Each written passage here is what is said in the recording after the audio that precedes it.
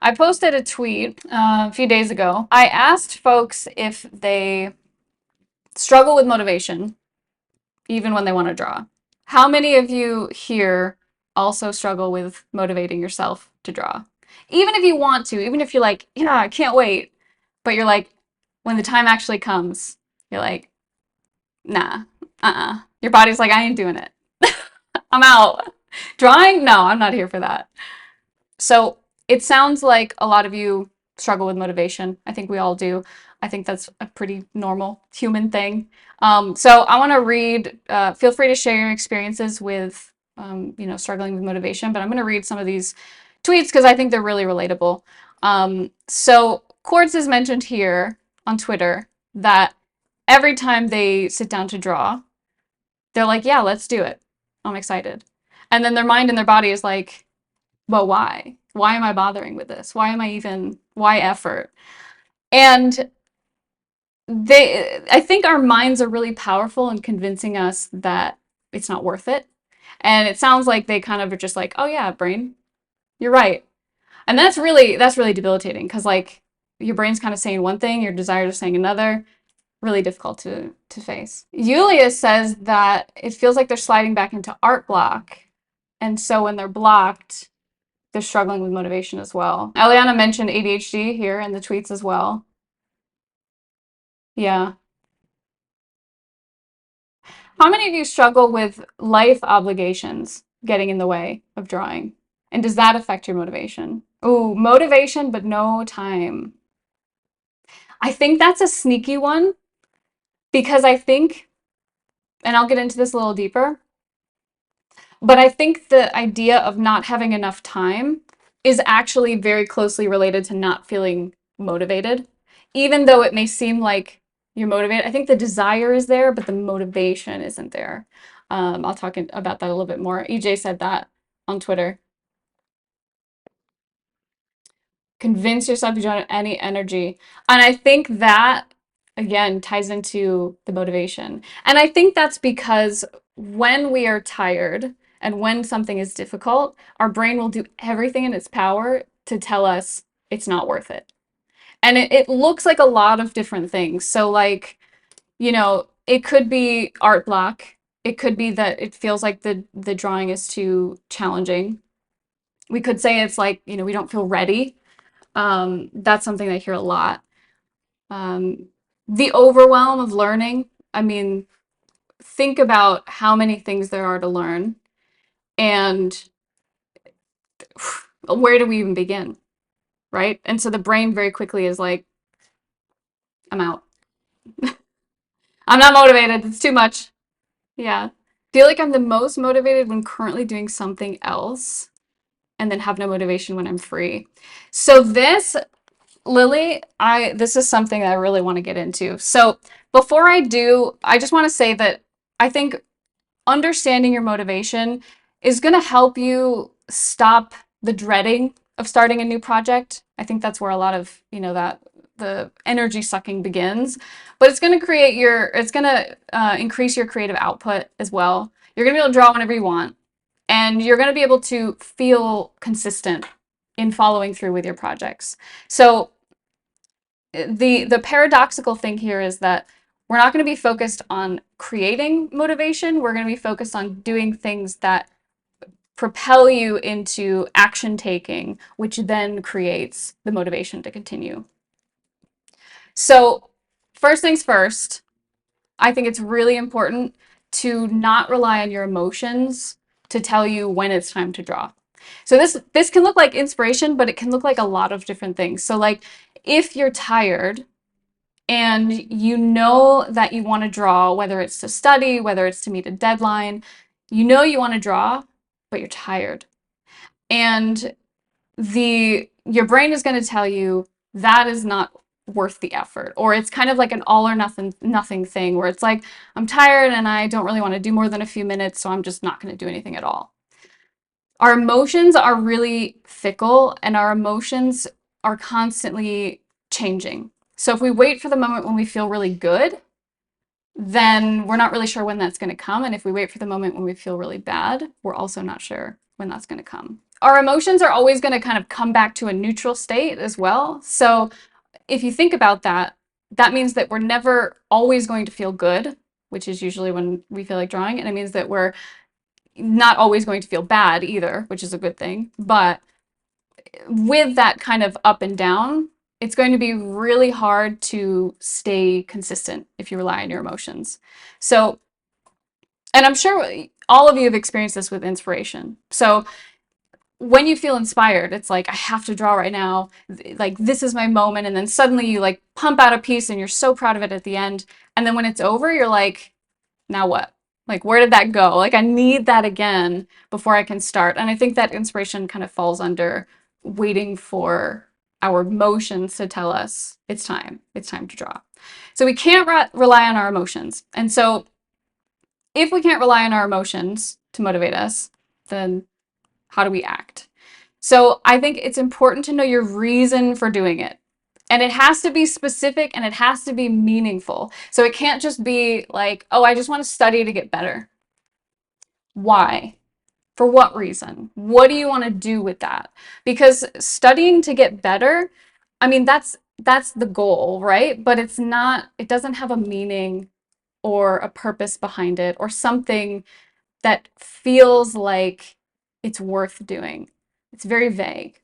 So maybe you want to create a video game, or maybe you want to use your art to connect with other people, or maybe you want to help other people visualize their creative worlds. You know, maybe people who don't have the skills in drawing, maybe you want to be part of that.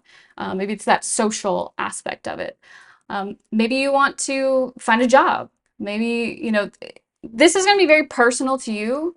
And I think it's important that you spend a lot of time defining what this is.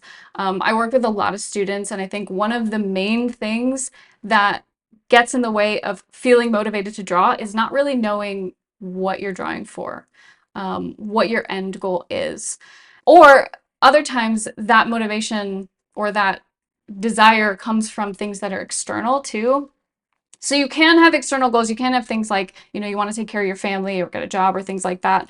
But I do think that intrinsic motivation is going to be the most powerful mover, because things like, you know, fear of judgment or comparison to others, or desiring like money and fame, those things are temporary. They can work, but they're temporary. So long term, I think we're going to see something similar with an inconsistency in creating, especially if we don't get that fame and we have been working really hard. We don't earn money and we have been working hard. So I think the goals definitely need to be intrinsic and within you. But the clarity will help you make the decision to do the hard work, even when emotionally you don't feel like it, because you know what you need to do in order to get to that point. This next point, I think I'm going to lose a lot of people. I'll be honest here, because this is something, this is part of the reason why we like struggle with motivation. So it's important to assume that what you're about to embark on, whether it's art or whether it's something else, it's going to be hard. Guys, it's going to be hard. I don't know who romanticized the idea of making art. I mean, making art is a wonderful, emotionally freeing experience, but there are challenges, especially if you want to make it a career. And if we don't assume that it's going to be hard, we think like, oh, I'm just going to draw all day. It's going to be rainbows and butterflies and easy and whatever it is. It's still work. It's still hard. And if we can assume that it's going to be difficult, then we don't go into it already wanting to avoid some kind of struggle or some kind of pain. And I think Lily mentioned that she has motivation when she's like sorry, hold on, let me read your message again. Feel like I'm the most motivated when I'm doing something else, and then no motivation when I'm free. So I think what this comes from is like the thing that you're doing is less enjoyable than art, and so the desire to avoid that thing makes you want to go and draw. But then when you have the time to draw, this is the crazy part. Drawing is harder than, I mean, it's harder than like not focusing on anything or like scrolling social media or doing something else. And so when you actually have time, your brain is going, okay, I know this is going to be hard, so I want to avoid it. So I think that's where the back and forth comes from. And it's hard for everyone. I think it's really easy to like look at other people and see them pumping out art and think, oh, they draw all the time and it's not difficult for them and they don't have any struggle. But I think that it is hard for everybody. It's hard for me too. I think the big difference is that the choice to do art, even though it's difficult, is what makes a person capable of continuing to do it, especially when um, the challenge of what they're doing, like it's like they decide that this is what they want and it's worth doing more than not doing it, right? Like not doing it is like they don't meet their goals, they can't create the things in their head, they can't meet, they can't get a job in a studio. Like those things are more painful than actually doing the drawing. So it's still hard, but if we can assume that it's hard, we're not going to be avoiding the struggle, which is what's necessary for growth. The struggle is absolutely necessary for growth in anything that you're doing. Now, there's this is sort of tangentially related, but the balance there is that you're not struggling 100% of the time, but you're also not struggling at all. So there's like something in the middle where you're struggling, but you also have periods of rest and comfort and, comfort zone stuff, like the fun stuff. Yes, winding path, I want to talk about this. So we'll get to this is one of my last points, but basically we will always assume that it's harder than it is, and this is one of the things that actually stops us from taking action because our mind creates this perception that something is impossible or it's harder than it is or it's going to be really painful in some way. And so it's talking us out of doing something. And so this is why your why is really important, but I'm going to get to how to work through this in my last point. Really great point to bring up though. Discomfort of art is hard to get over. Can't imagine my life without it. Yeah. And I think that is one of the things that keeps us painting because we know it's hard, but what would life look like without art? What do you guys think? What would your life look like if you didn't have art or you weren't able to create art? What's the secret for that? Something feeling too hard. This seems like it applies to life in general. It does. So I think believing or understanding that things that are worth doing are going to be difficult helps you make the decision to do the difficult thing. So there are going to be things in life that are easy, but think about how surface level those things tend to be. Um, when you get into the depth of anything, it's always going to get more challenging. And so if you kind of resign yourself to the fact that it's going to be difficult to do whatever it is you want to do as you develop that depth, then you know that everything is going to be difficult. And that difficulty is going to help you grow. It's necessary to growth. So if we look at it in a positive way, like this challenge is making me stronger. Think about it like going to the gym, right? So you go to the gym and you lift weights to get bigger muscles, right? But if you don't lift heavier weights than you lifted the week before, your muscles aren't going to grow. They may grow, but they may not grow as quickly. There's a lot of science behind that. But they're not going to grow as quickly. But if each time you go to the gym, you're applying just a little bit more resistance, you will start to see those gains in muscle. And so the same thing applies in art or in anything. When you apply just a little bit of resistance, a little bit of struggle, more than you did the previous time, you're going to see growth. So it's about shifting that mindset to believe that that challenge is good for you, not that that challenge is bad. Now, the key here is you can choose when to face that challenge. Like I said before, we don't want 100% challenge difficulty all the time. Um, I mean, for those who've played Dark Souls and you fight the boss over and over and over, you know what that's like. It's not fun. After a while, it's not fun. But if you can balance all of that challenge with some time with rest and play and recovery, then it's going to feel a lot more manageable than if it's just 100% struggle all the time. But the struggle is good for you. I'm going to say that a million times. The struggle is good for you. So assume, just to reiterate, because I went over a lot there, assume that whatever you're doing is going to be hard the more you get into it, the more depth that you get into. Okay, so this next one actually is like, it's one that I wrestle with all the time, but like, I know it's true and I know that it works and I still fight with it. I think this is just our brains trying to like chill out or like do the least amount of work possible. So my next point, and y'all are gonna laugh, but just do the task. Just do it. Now let me explain, because I know you're like, what the hell? This isn't helpful. Like, what do you mean just do it? Like if I could do it, I wouldn't be here. So intellectually, you know you want to do something. You know you need to do something, but it's so easy to think about how painful the task is going to be, how hard it's going to be. We talked about this 2 minutes ago. So in order to get to that depth that we talked about, we have to move towards the pain, okay?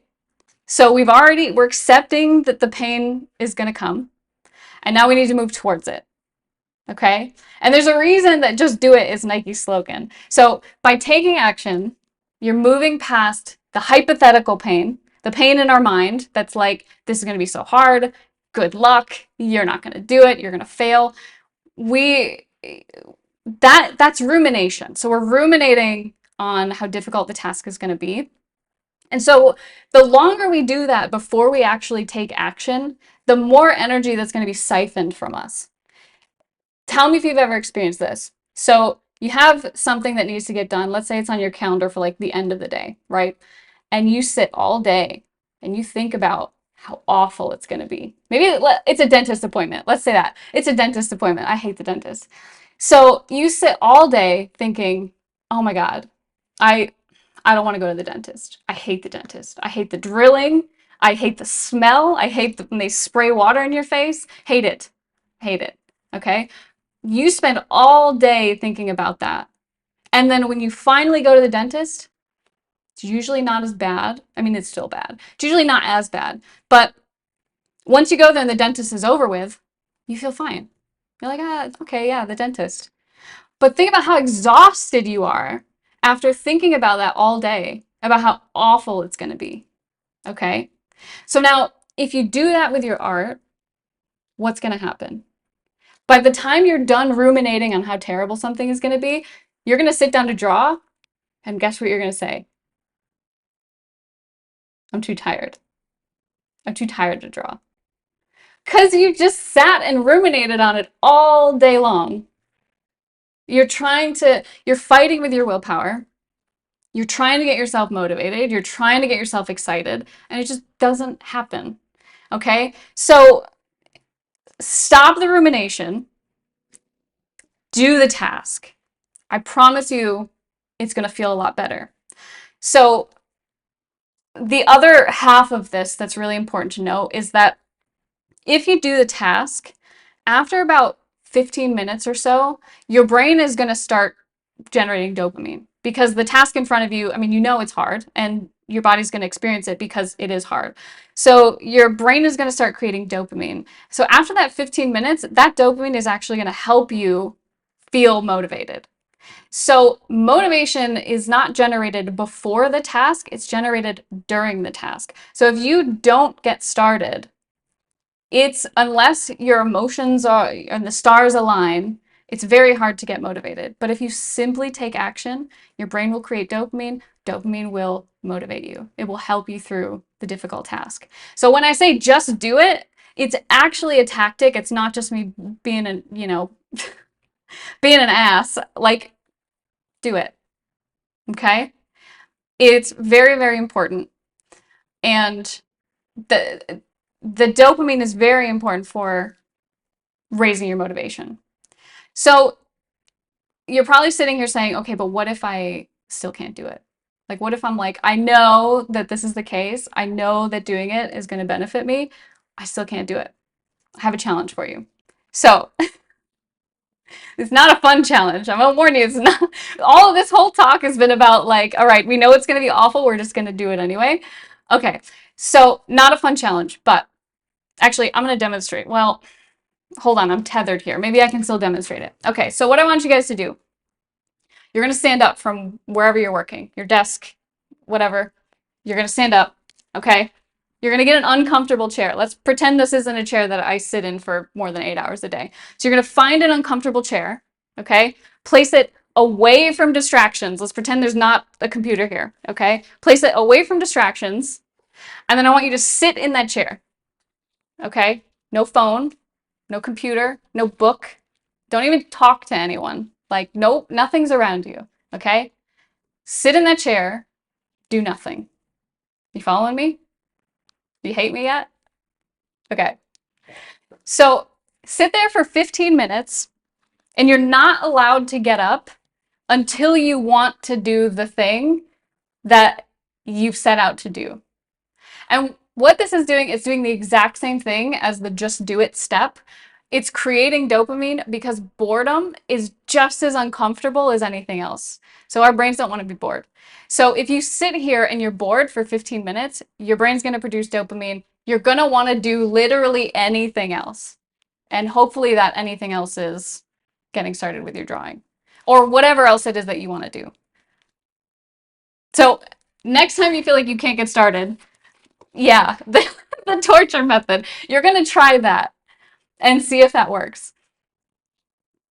Yeah, it's really, really hard, but it works because I don't know about you, but I'd rather draw than sit in an uncomfortable chair and do nothing.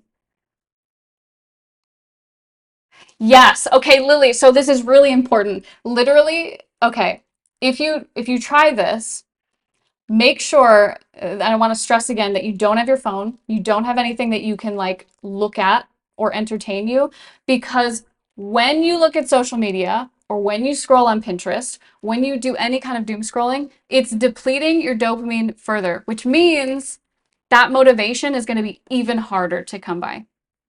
It's being sucked away by social media. And so all these times that you guys probably think I'm so annoying when you see my tweets where I'm like, stop scrolling, go draw, stop scrolling, go be creative. There's a reason.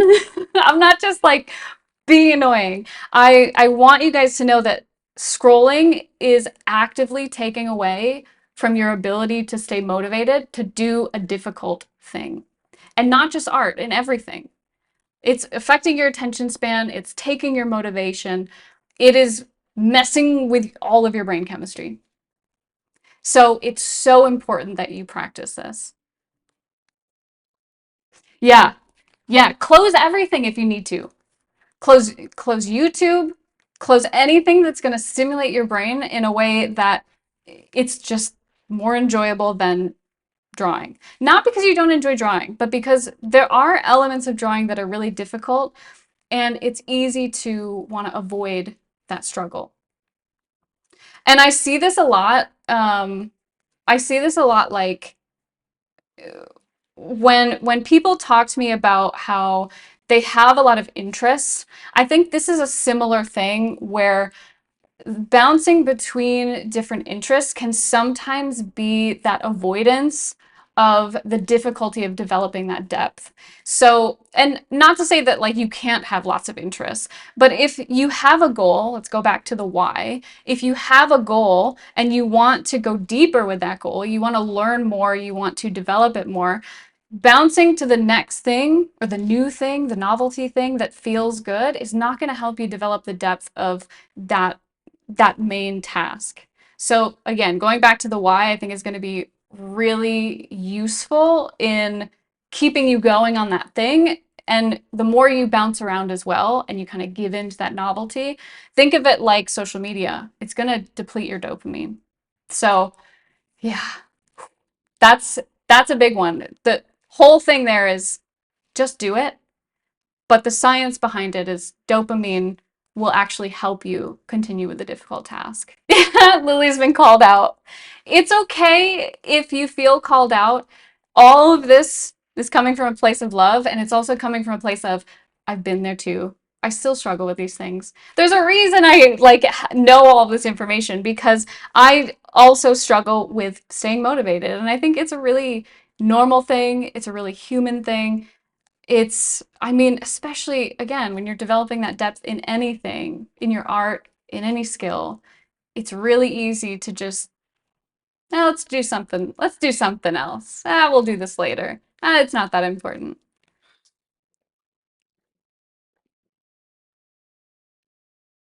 Yeah.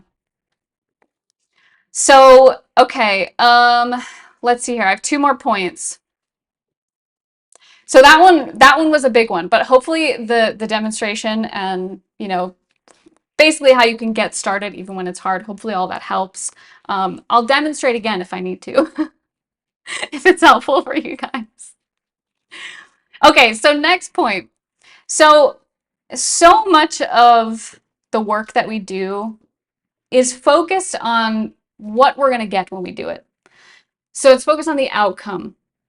And the difficult thing here is that I'm going to use the gym as an example here in a minute, but the difficult thing with focusing on the outcome is that not the outcome's not always clear, or it doesn't always happen immediately.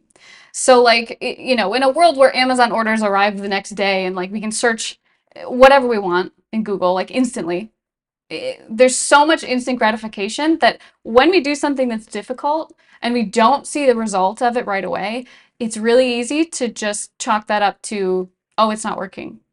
So we see this with the gym.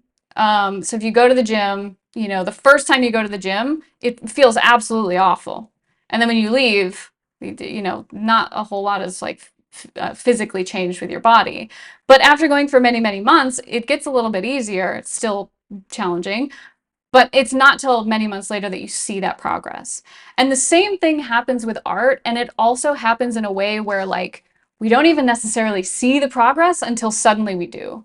So focus on what's important in developing your skills and not what the outcome is going to be. Because if you don't see those results right away, you're going to be more likely to give up on it. So some things you can be looking out for. So do you study regularly? And by regularly, I mean, just on a basis where you're not studying and then, it's so long a period of time that the next time you study, you feel like, what am I doing? Where am I? Like, what am I trying to learn? So study regularly, whatever that looks like for you. It can be 30 minutes a day, it can be 10 minutes a day. It can be once a week, whatever that looks like for you, and develop that over time. So, are you studying regularly? But just to reiterate, these are the actions to focus on. So we're not focusing on the outcome of being the best artist or uh, being the most skilled artist. We're focused on what do we need to do today in order to be the best version of the artist that we want to be. So the first one was, are you studying regularly? The second one, are you drawing what you love? This one's so important because I think that a lot of people focus on drawing all the things that other people want to see. And this is another thing that can affect motivation because after a time you you kind of forget why you're drawing. Or if you get into like a study loop where all you do is study, you kind of forget where you're drawing. So, are you drawing the things that you love? Okay. Are you intentional about your approach to learning, or are you just kind of simply copying things? So, what this looks like is when you study, are you asking yourself questions? Are you taking notes? Are you looking for resources from a number of people? Copying is very useful, but I think that there has to be the question asking, there has to be the note taking. Otherwise, it's very easy to just fall into the trap of here's a pretty picture, I paint pretty picture, now what? What happened? So keep that in mind. So intention in your approach to learning, intentional studying, yeah. So, and then feedback. Feedback is really important. So, are you getting feedback on your work? And feedback doesn't necessarily need to be something that you get from another person. There are self feedback mechanisms, and Nexi is actually doing a lot of learning into the how to learn world. So he's got some YouTube videos if you guys want some information on how to do that.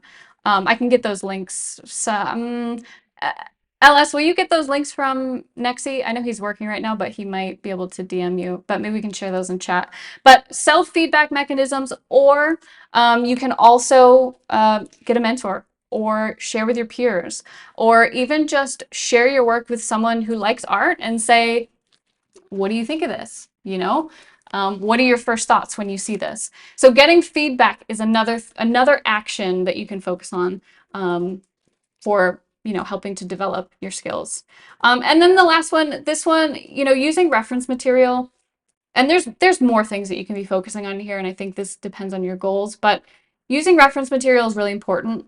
I think a lot of people, when they go into studying, they start drawing without some sort of resource or reference, and then they just keep trying. They kind of like bang their head against it, and they're like, why am I not getting it? Like, why doesn't it look like the thing I want to draw? And I think it's very important, no matter your skill level, no matter where you are, every artist should be doing this. Um, get some reference that helps you visualize what it is that you're trying to draw. Through using that reference, you're going to be developing your visual library, which is going to make everything that you draw easier to draw because now you'll have a memory of it. But if you've never drawn it while looking at the actual thing before, it's going to be very hard for you to come up with a solution to that problem. So use reference. I do think that there's value in practicing without reference, but I think that that should also be done intentionally and still in combination with utilizing reference. So these are some actions that you can focus on that are going to produce progress in your development. And they're things that at the end of the day or at the end of the week, you can check off and say, yes, I did do this. These are things that I know I should be doing that I know will progress me. And then you're not sitting there at the end of the day going, why does my art still look bad? Or why can I still not draw faces? And then you're not going to feel as demoralized because you're doing the things that are within your control that you know will bring you towards your goals. And if these are things that you regularly do and you still feel like you get frustrated, that is a time that I would recommend working with a mentor or, maybe working more closely with your peers, something that helps you see where your shortcomings are or where you're kind of making mistakes so that you're able to move forward. Because it kind of goes both ways. It can be hard to make those judgments about your work, but it can also be hard, like we can be too critical, but we can also not be critical enough or maybe not have the answers. So if you're either one of those, I think having some feedback or someone else to give you that feedback is really important. And you can assess this stuff over time. This is important. So like I said, at the end of the week, you're going to be checking off like, did I do this? Yes. Did I do this? Yes. But over time, maybe every month, maybe every 3 months, you do an assessment where you have a list of things you've been trying to improve. And at the end of those few months, then you have um, something to look back on and actually gauge just how well things have been going. So you're not waiting for like every session, you're not waiting for the improvements. It's over a period of time. Again, in the same way when you go to the gym. All right, so last step here and most important one. Okay, so and also I saw a few questions in chat. Hold those questions, or at least remember those questions. I may scroll back through and maybe answer them, but at the end of this, I will be answering questions for you guys. So I don't want you to feel like if you have a question you're just left high and dry. I'll be answering them soon. So hang on to those. Okay. So last thing, when you're finished with the task, whatever your daily task looks like, I want you to reflect on it. This is something I'm so guilty of not doing this. It's so important to do this because it's absolutely changed my perspective on how things actually went. So I want you to reflect on it and I want you to ask yourself, how did it actually go? And try to remove the emotion from this when you do it, because just like um, in the beginning, like we can tell ourselves that things are going to be really difficult, or like we're really afraid of it, or there's a lot of emotions around it, but try to look at it objectively. So how did it go? So was it as bad as you thought it was going to be? Was there a benefit to this? How did it feel when it was done? Like, did you feel accomplished? Do you feel like you didn't make any progress? Like, how did you feel? So the reason that this is important is because the we build it up in our head that the task is going to be impossible or really difficult, and that's why we don't want to do it in the first place. But when you reflect after the fact, what you're doing is you're reinforcing the behavior. You're reinforcing doing the thing because you realize, oh, it's not it's not as bad as I thought it was going to be, or it wasn't as scary as I thought it was going to be, or maybe it actually feels really good to do it and what my brain was telling me was completely incorrect. So reflecting on that way, super helpful, will reinforce the behavior, and hopefully the next time that you actually sit down to draw or you sit down to do whatever you set out to do, you're not going to be telling yourself all these stories about, oh, it's going to be awful, oh, I'm going to fail, oh, I don't know what I'm doing. And it will reduce the rumination, but it will also change your relationship with sitting down to make art. Very important. So important. Probably the most important task or the most important point in this discussion. Reflect on the habit. Reflect on it. Okay. So there's a couple things. These aren't, I have some more points here that I want to talk about, but they're not necessarily like part of how the things that I do to keep me motivated, but they're things that I find really helpful in staying consistently motivated. So one of those things is every single week, I always give myself a day off. At least one full day where I don't think about hustling or getting better or, practicing or anything. Like that day is a fun day. And I know, and because I've been there, and a lot of you in chat know that I've been there, I know there's going to be folks in chat who say, I don't have time to take a break. I don't have time to rest. I don't have time to have fun. Or whatever the excuse is, I think I can't is basically what it is summed up to. I've been there. I want to talk a little bit about my experience with that. So, as you guys know, a couple years ago, I got really sick, like very sick, to the point where I couldn't even sit at my desk. I couldn't even raise my tablet pen to draw. Like my arms felt like bricks. Okay. I was very fatigued, very tired, had no energy. I literally was surviving on just like doing a couple teaching sessions a week and I could not do anything else.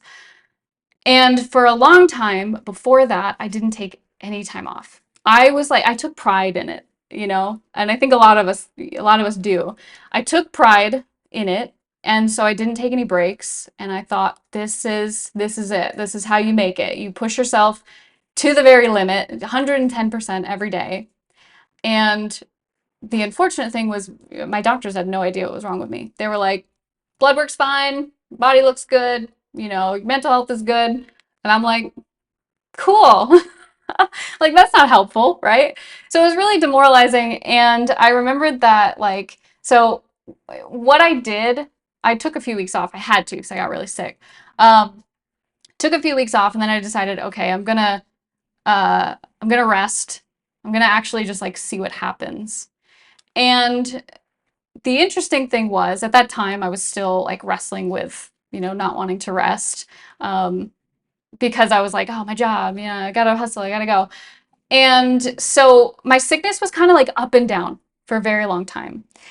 And it wasn't until I want to say maybe the start of this year. I mean, I was starting to feel better a little bit before the start of this year, but at the start of this year, I was like hardcore grinding, really doing a lot. It was good, made huge progress, but there was a point where I was like, I can't keep up with this. Like it's just a lot. And I was starting to get my symptoms back again. And so I was like, okay, I need to do something. So I think I took, those of you on Patreon, you probably saw me take breaks on Patreon. I think I took about 2 months to figure out, let's take a break, let's rest. I prioritized teaching my students. I prioritized drawing things that I wanted to draw, but I didn't really do a whole lot of like posting or sharing or grinding or learning or anything like that. And what I found when I rested was that my brain worked better. I got more done. And by some miracle, more opportunities started coming my way. All from resting. Okay. This wasn't from me pushing. Like I wasn't like emailing people. I wasn't pushing my skills. I wasn't really doing a whole lot extra than what I had to do to just keep on helping my students and keep on drawing. And this was kind of an epiphany for me because for many, many years, there was, here in chat, everyone was like, Sil, rest, like take a break, just rest. And I was like, I can't. No, I can't do it. I've got so much to do. And I fought that. My brain fought that. My body fought that. And what happened was I burned myself out, not just in a mental way, but in a physical way. I think physically it manifested in my body to not allow me to work. And once I sorted that stuff out, once I gave myself a little bit of breathing room and I realized that I could have that, like I'm okay, right? Then I was able to do more with that energy. I was able to focus on the right things with that energy. So, and now I'm feeling much better. I don't have any issues with my health that I know of. My energy levels are back up and I'm able to like exercise again and all this stuff that I couldn't do before, even just draw. Like I couldn't even pick up my tablet pen. I have to stress that. It was a lot. So now I have a rule, and a lot of my students know this. Sundays are my days off. Like I do not interact with the internet on Sunday. I mean, sometimes I do. Sometimes I'm guilty of it, but it's not work, right? It's more of just like I'm poking around on socials or I'm chit-chatting with my students or I'm just doodling. So one day a week at the minimum, give yourself to rest. This is going to recharge you. It's going to give you time to kind of let some of the things you learned from the week sort of percolate in your brain, and your brain will make some new connections. The recovery and the rest is really important. So at least one day a week, take a break, okay? Don't fight it. Don't fight it like I did, because it's not worth it. And I know I'm mentioning one day a week here, and that's what I do. If you need more, that's okay. And if you have other obligations as well, and you need even more than that, that's also okay. I don't want to say that like my experience is the only right way. I know everyone has different circumstances. Not everyone is doing it for a job, but they are trying to build up to that. So that's going to look different for you. Art is my job. So the way that I plan my days is going to look a little bit different. But at least give yourself one day. Do something fun. It can still be art related, but do something fun. Okay, and then this leads me into my other point here. So you're allowed to prioritize based on your energy levels as well. I think this is something that's prioritizing is really hard to do in general, but I think it's important to prioritize.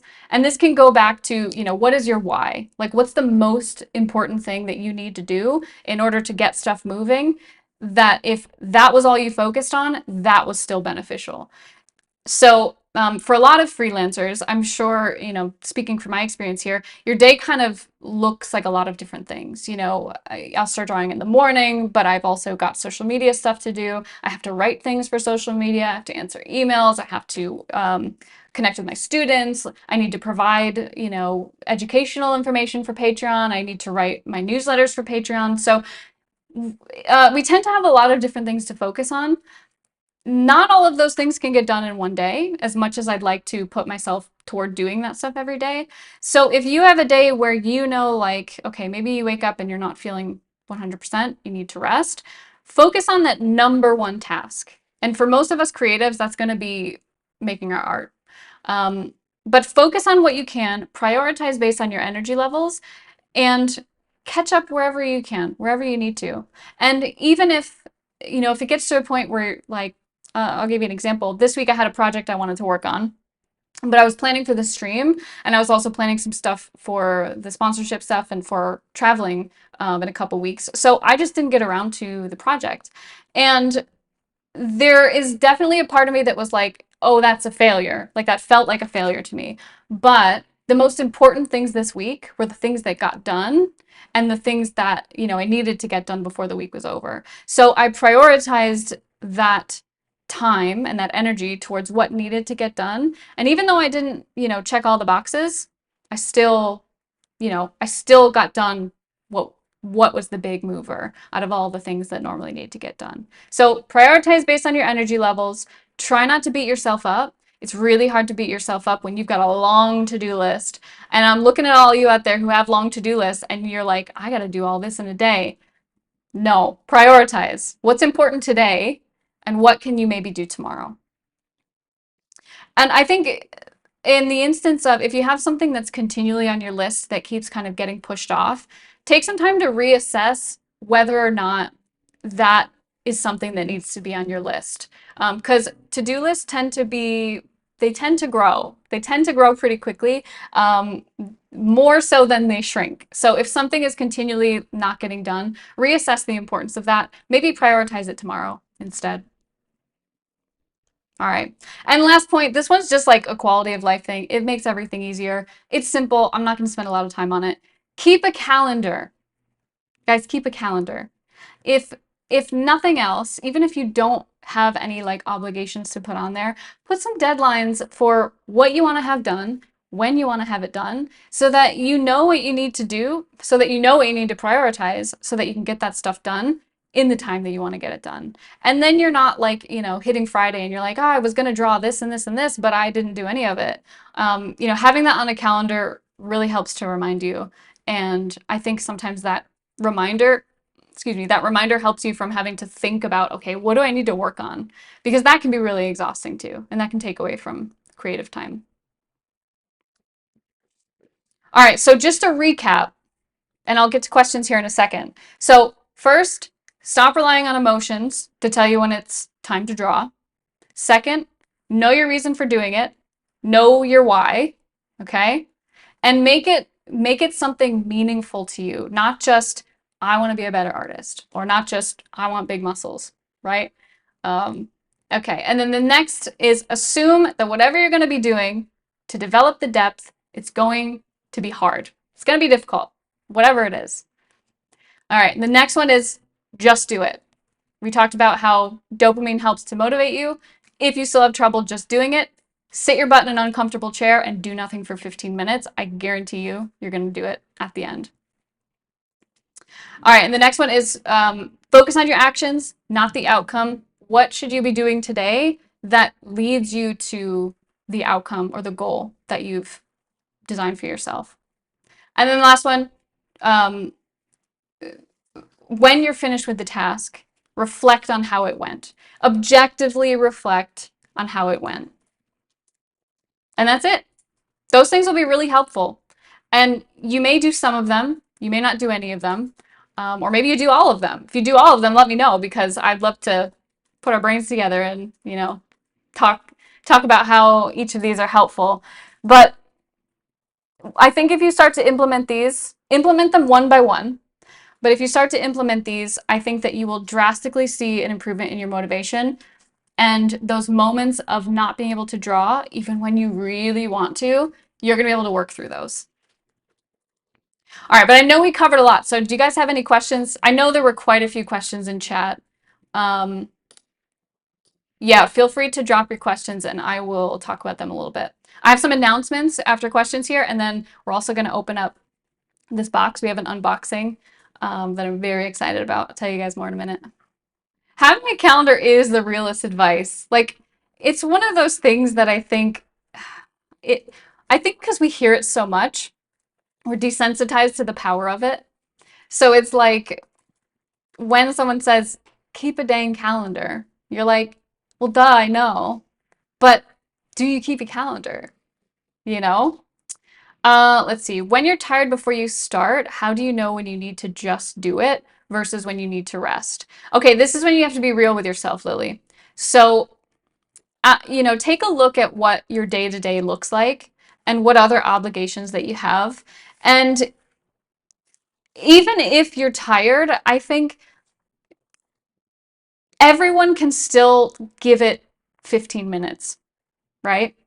I think everyone can still give it 15 minutes, even if they're tired. I think the challenge here is that 15 minutes feels like it's not enough. So our brain is like, don't even bother. Why waste your time? But 15 minutes, what did we mention about 15 minutes? What happens when you do something for 15 minutes? What does your brain do? What does it make? Here, this is a little pop quiz here. Make sure you guys are listening. What does your brain make after 15 minutes? Yeah, it makes dopamine. And the dopamine is what's going to help you keep going, even when you don't want to do the task, even when you're tired. Whatever reason that you have, give it 15 minutes. And then if after the 15 minutes you're still like, I can't, I'm just too tired, my brain's not working, that's okay, take a break. But if after those 15 minutes you're pumped and you're like, okay, you know what, I've got 20 more minutes in me, or I've got another hour in me, that's it. That's how we do it. So even if you're tired, be realistic with yourself. Like I said, if you have other obligations, be realistic with yourself. But if your goal has to do with drawing and has to do with improving your art, I think you owe it to yourself to give yourself those 15 minutes, even when you're tired, just to be able at the end of the day say, I did it. It was hard and I was tired, but I did it. And then dopamine's going to swoop in and be like, let's go. I got you. You mentioned taking notes. I'm not sure what you're supposed to write, or what is the main thing we should focus on when you write them? Okay, so this is going back to the intentional studying. So when you are drawing, I think it's important to have an internal kind of dialogue with yourself of asking, what is my thought process here? What am I, how am I deciding to add this line or use this color? And when you ask yourself those questions, take notes on what the answers are. So for example, let's say that you draw a thicker line somewhere, and in your mind you're like, okay, I drew this line because I want to represent a shadow in my line art. So you're going to write that down. Okay, but if you draw that line and your internal monologue is like, I don't really know why I did that, write that down. And then you can elaborate on it later, or you can look into it later. So there's not necessarily like a right or wrong in this sense. It's just more being aware of what's happening in the experience so that when you step away from it, you can either study further or you can remember what you did last time so that you're not going into the next session saying, you don't finish a piece and you're like, how did I do that? I think that's something that happens a lot where like people will make the best piece they've ever made, and then when it's done and they're staring at a blank canvas and they're like, I have no idea how we even got here. Like, how do I do that again? Am I a fraud? Am I like, was that an accident? So I think taking notes through the process just of what you're perceiving and what you're experiencing can be really, really helpful. The downside of self-imposed deadlines. Okay, so Winding Path says if they miss them, they fall into the, well, I shouldn't bother doing it at all. Okay, so this is really dangerous because this is kind of like what I mentioned before when, say you're really tired and you only have 15 minutes to draw. It's really easy for our brain to say that isn't worth it, but it's kind of like this all or nothing attitude. And the important thing to recognize here is that it doesn't take all or nothing to make progress. It just takes action. So if you can, when your brain is telling you that it's not worth it, if you can tell your brain or remind your brain, no, baby steps are worth it. Little changes, bits of progress, it is worth it. That will help you in those moments. Because I think like what you're doing there is you're kind of like shaming yourself. So when you don't meet the deadline, you're like, oh, I can't even do this. How am I going to draw? Right? So it's important not to shame yourself, but maybe instead validate that feeling. Like, oh, I didn't get to it today. Like I was really tired. That really sucked. What can I do tomorrow to try to help myself be less tired? Reframe it because I think we're really mean to ourselves. And oftentimes negative emotions are things that motivate us. So things like shame come up a lot. So if every time you do something, you make yourself feel shameful or you're disappointed in yourself, it's if that is what you're getting out of each session, then of course your brain's going to be like, this isn't worth it. Like I might as well not even do it because if I don't do it, I'm not going to experience this shame. Like if I don't make this promise and then not follow through, I'm not going to experience this shame. So be there for yourself in the same way that a friend would be there for you or a mentor would be there for you. It's okay. It's all right. And it also doesn't diminish the effort of, let's say that we're in October right now. So Inktober is a pretty big thing. This happens with Inktober all the time. So it's going to diminish all the effort that you did prior to that day when you just didn't follow through. So let's say someone's doing Inktober and they do 29 days of Inktober and then, or let's say they do 30 days because 31 will be the last day. So they do 30 days of Inktober and then on the 31st day, they're like, I can't. For whatever reason, they're just like, I can't do it. And then what happens then? The person who didn't do that 31st day, they're going to look at all their progress of that month of drawing and be like, I failed Inktober. Did they fail? They did 30 days. I mean, that's pretty impressive. So we don't want to diminish the effort leading up to that as well.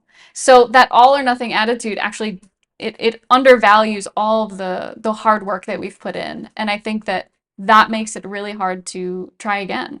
And it feels really bad. It doesn't feel good. Oh, winding path. This is a good one. You said, this is something I use all the time. So you said one piece of advice that helped me was the concept of doing something for future me. So yes, I could sit and not do art, but if I just do a little bit, I'll have done future me a favor. I love this. This is like my favorite thing because it's so funny. I used to say the opposite for a very long time. I was like, that's a problem for future me. Oh, I didn't do my laundry. Oh, problem for future me. Oh, didn't pay my bills. Problem for future me. Like it was always like future me can deal with this so that present me can just kind of like, relax, feel good, whatever. But what happened was that future me got to a point where all of this really difficult stuff compiled, and it led me to a situation where I was like, I can't handle this. Future me can no longer handle all of the crap that past me has dropped into my lap. So do it for yourself as an act of love. Do the thing today so that future you can thrive, not suffer. Baby steps are valuable. Write 200 words a day, non-negotiable. They aren't always good. And they don't have to be. They don't have to be. But the great thing is, the more you do it, the more you'll continue to do it, and the more you'll get those gems that are actually, what you want to use for your book or the art that you want to post or whatever it is.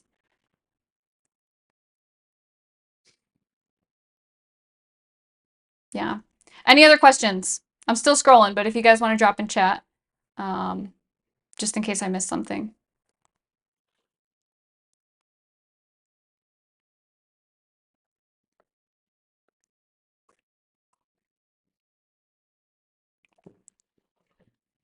All the best ideas come when you're doing the dishes. Yeah, yeah. It's there's another method you can use if you have a hard time like getting started in the morning. Get up and just do a boring task. Like get up, brush your teeth, make the bed, do the dishes. That's gonna help motivate you too. Yeah. Is future you still mad at past you? No. Mm-mm. They've they've come to terms with each other. They work together now. It's a good relationship.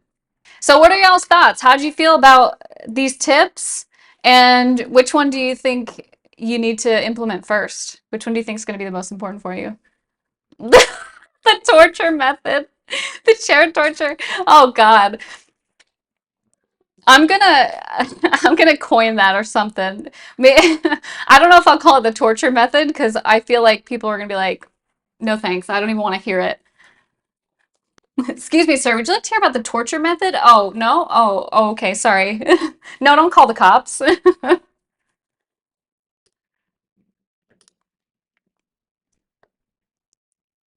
Getting into art tablet? Yeah. Boring chair is a good one. Start reflecting on my work after sessions. I think that's a great one. I think that's one of the most important ones. And it's one that's easiest to forget. I think especially when you're busy, because again, it comes back to if we don't immediately see the results of something, it's hard to feel the benefit. But reflecting is very, very important. It's going to reinforce that behavior. Oh, Pomodoro method's really good too. If you have ADHD, the Pomodoro method is really useful. What is it? The Pomodoro method is a method of time blocking where you have, I think you can change the different amounts, but I think the default is like 25-minute work session, 5-minute break, and it rotates. At some point in the rotation, you get a 15-minute break, and then you go back to the 25 minutes and the 5 minutes. So it really helps if you're someone who has trouble focusing for long periods of time. It also kind of gamifies it. I like using it too. I don't have it in here with me, but usually back here I have a rebounder, like a mini trampoline, and in my 5-minute breaks I'll go and I'll jump on the trampoline and just like get my blood flowing. I sit a lot, so like I feel like I need to move my body. Try to feel thankful when I'm frustrated, something in my art doesn't look right. I have the ability to realize that something's off. Yeah, yeah, yeah. I think reframing how we perceive things can be really powerful. So, we talked about like assuming that the task is going to be difficult. If we assume that the things we want will be difficult, we're going to start to look at the challenge as a benefit to us. And so you can, there's a really good reframing there, Scrib, where, you're frustrated when something doesn't look right because that's an indication to you of what you need to work on or what you want to develop. So I love that. I think that's great. Our tablet is a big stationary one. It's set up in a boring area of the house. I can sit down and skip the 15 minutes. I know I'm not going to stare at a blank screen that long. There you go. Yeah, I mean, make it boring. Take social media out of it, take the YouTube out of it, take anything that could even be slightly more entertaining than what you're doing, and I think you'll get some really good results. Yeah, gamifying is really good. It's really useful. Alrighty, so some announcements for you guys before we do the unboxing back here. So I I think I can't remember if how long ago I mentioned this, but I'm going to be doing some traveling mid-October, from the 14th to the 16th. So those of you who are going to be at Adobe Max down in Miami, I will be at the AMD booth. So if you guys want to come see me, I would love to hang out with you, love to get to know you. Please come show me your art. I'm going to be painting while I'm there, talking about my process. This box here is actually a laptop that AMD has sent me, and they've sponsored this segment of the stream. So I'm going to be unboxing this today, and this will be the laptop that I'm going to be using at the event as well. I think this is the first time that I've been to, like, I've been wanting to do conventions, but this is like a big convention that I'm going to be going to. So I'm very excited. I'm also excited for this unboxing. I think the last time we did an unboxing was when I got my tablet, and there's just like something super satisfying about peeling all the plastic off and seeing all the shinies. So I'm ready. You guys excited? I'm probably gonna have to stand for this because, yeah, hold on. I'm also tethered by my microphone, so we'll see how this goes.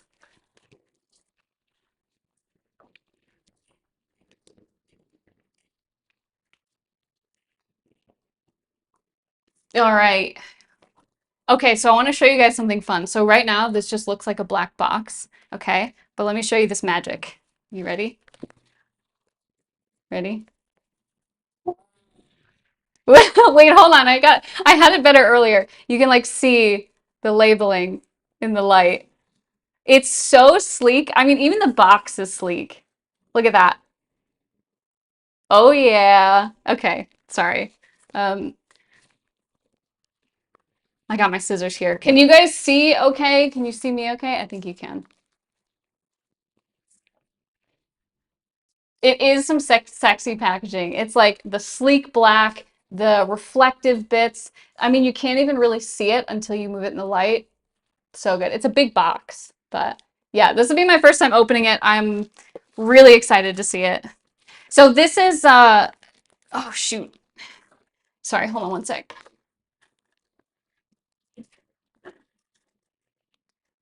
If you guys want to check out the laptop, I'm just pulling it up here so I can give you guys some proper details about it.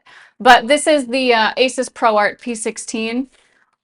So this is, I'm excited to use this for drawing. I've used AMD-powered laptops before, and we did a stream a few years ago too, we had an AMD-powered laptop. Oh, yeah.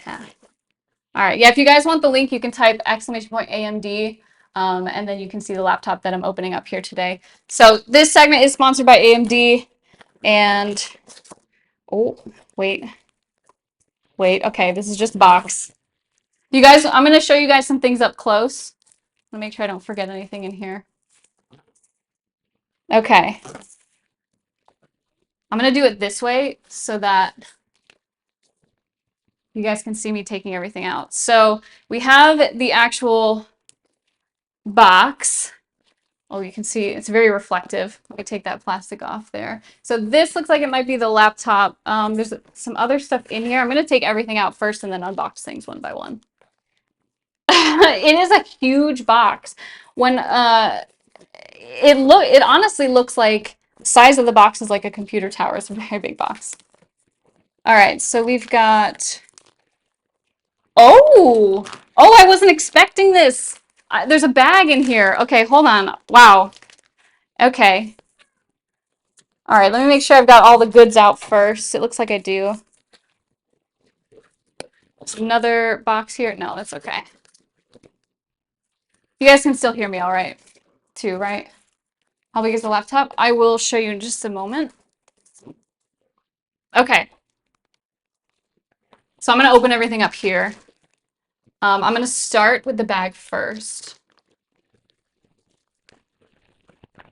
I didn't expect it to come with a bag. I'm actually super stoked about this because I have a bag that I'm going to be traveling with, but I was thinking about getting another one because it wasn't really suited for my needs. Oh my God, is this bag may be exactly what I was going to shop for, which is kind of exciting. Okay, I want to kind of open it up and show you guys what's in it, or I guess like what the pockets look like.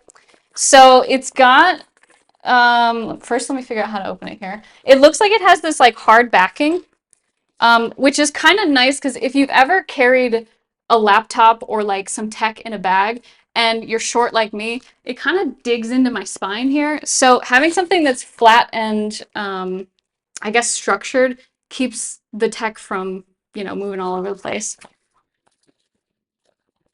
All right, so there's this nice little clip here and it unrolls. That's pretty slick. Judge the back more than the laptop. Yo, this is sick. Okay, we're not even to the laptop yet. I legit was looking for a bag. This is pretty cool. Okay, so inside the bag, first of all, it's very tall, which works great for me because the laptop will fit, but my tablet will also fit, which is so good. Okay, so inside the bag, it looks like we have, I don't know how well you guys will be able to see this, so I'm just gonna describe it to you. So the inside of the bag, it has pockets for pens, pencils. There's some zipper pockets to keep things organized. Has a couple of those, and then it looks like it has a pocket for like a phone or a wallet. And then it has two dividers. One looks like it maybe work well for my laptop here, and then the other one looks like it will work well for my tablet. Okay, so that's really exciting. And then it looks like there's another, oh, there's a zipper on the back side here. Let me see how deep this is. Oh my God, okay. It's got another divider section. So if you, I guess maybe, oh no, I'm sorry. This is still the same entrance. It's just from the top instead of unrolling it. So you don't have to unroll it to take your gear out. You can, but you don't have to. So it looks like this is just like some easier access at the top. So yeah, just to recap, we've got two spots. So I can put my tablet in here, my laptop in here, all my tablet pens, mice, all that good stuff. And it's pretty durable. It's like, I don't know what sort of material it's made of, but I feel like this is a guy that would last.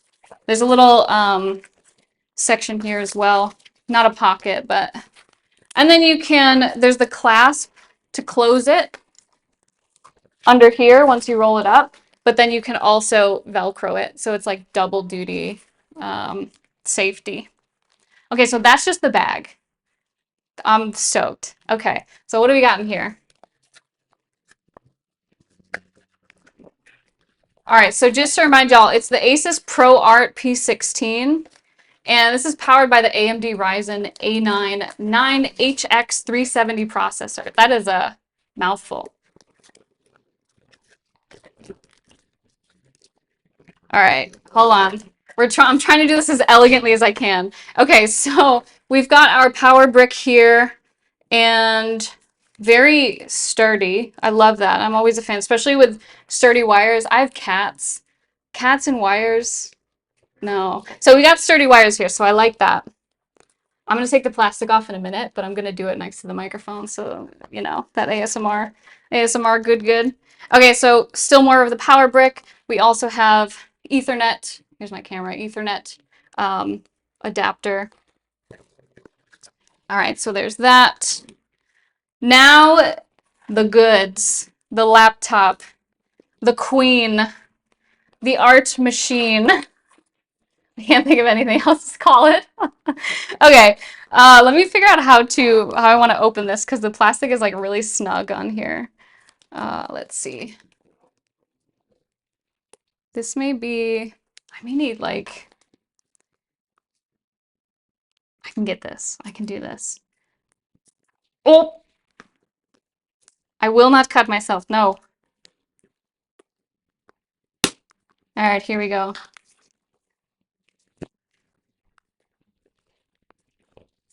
Hee hee ha ha. All right.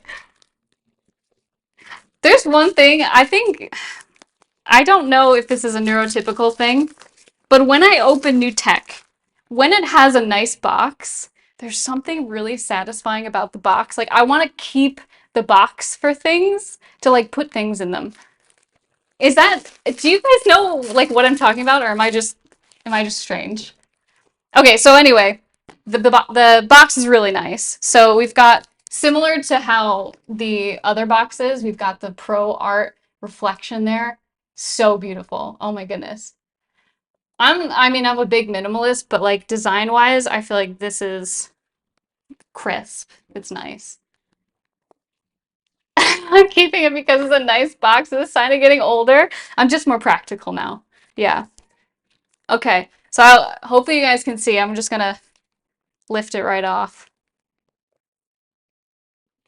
Give me a minute. Give me a minute. I'm struggling. All right. So with this laptop, with the Asus ProArt P16, you guys can expect ultra fast responsiveness no matter what you're doing. So drawing, browsing, playing games. I know a lot of you are creators but also gamers. So if you want a two-in-one, this laptop is your friend. And the battery is going to last all day.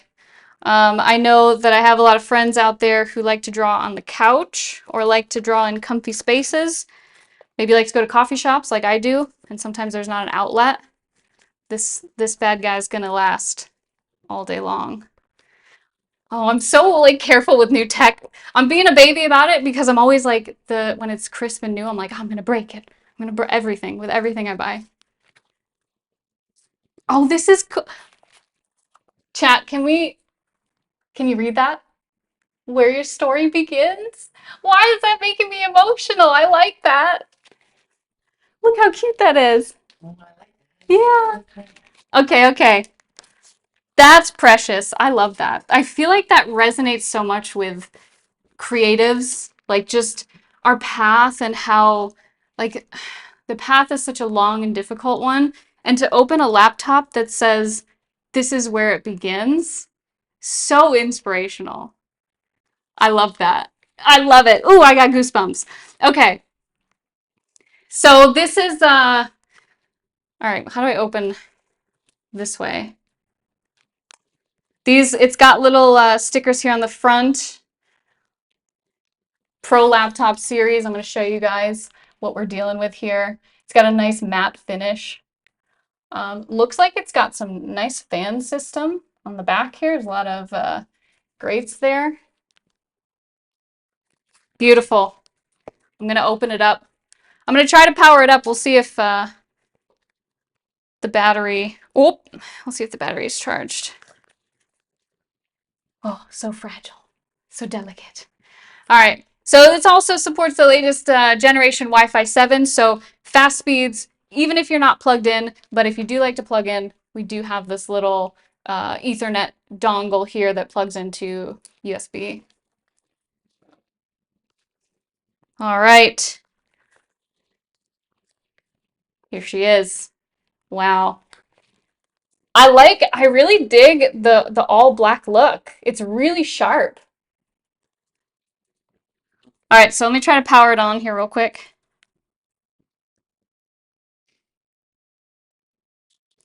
Hopefully it powers up. Maybe. We might not be able to do this. She might still be sleeping. That's okay.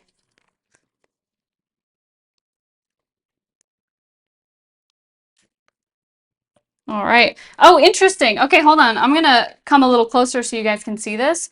It has a touchpad here, okay? But there's a little dial right here. Can you guys see that?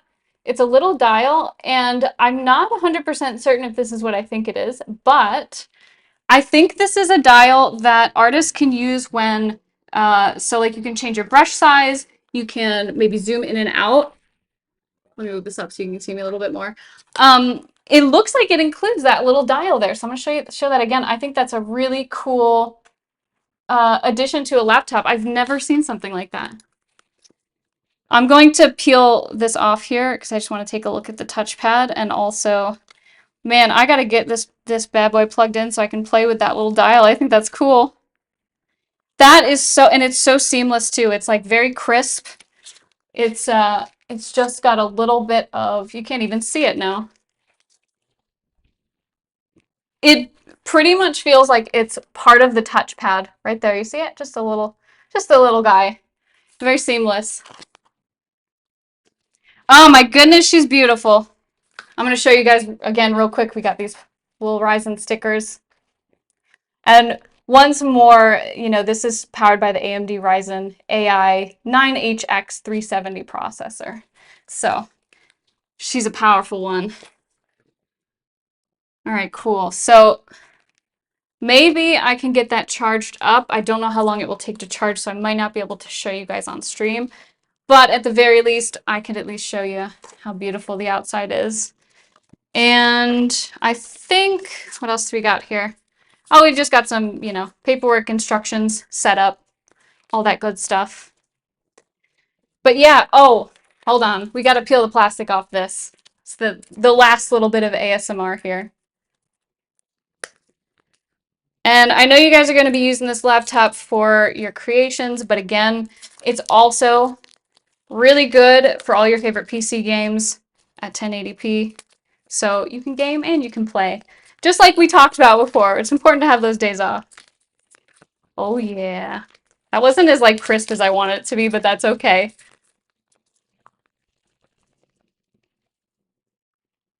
I love it. Ooh. Cool. So I'm gonna get this set up because I will be using this laptop while I am at Adobe Max. And if you guys want to come see the laptop in action, or you want to just come hang out with me, like I said, I'll be at Adobe Max in Miami from October 14th to October 16th. I'll also be hanging out. I'm going to a couple of the other booths, and I'm going to be going to the Max Bash. So if you want to just chat and hang out with me, I'll be spending some time there too. I'll give you more motivation secrets while I'm there. Cool. What do you guys think? I love that it comes with a bag. I can't wait to put everything in the bag. Again, boxes and bags, I don't know if it's a neurotypical thing, but like I love a nice box and I love a nice bag. That sounds so weird. All right.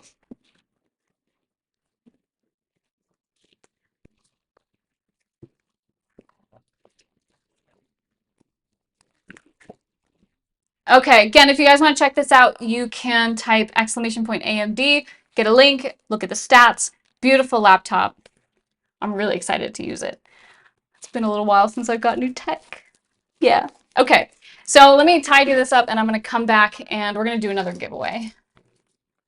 Because y'all have been absolutely wonderful for hanging out today.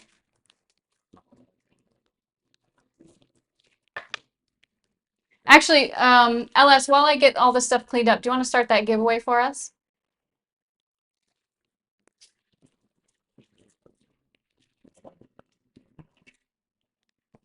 How many of you have AMD-powered machines, whether it's a laptop or your desktop? Okay, we back. We in it.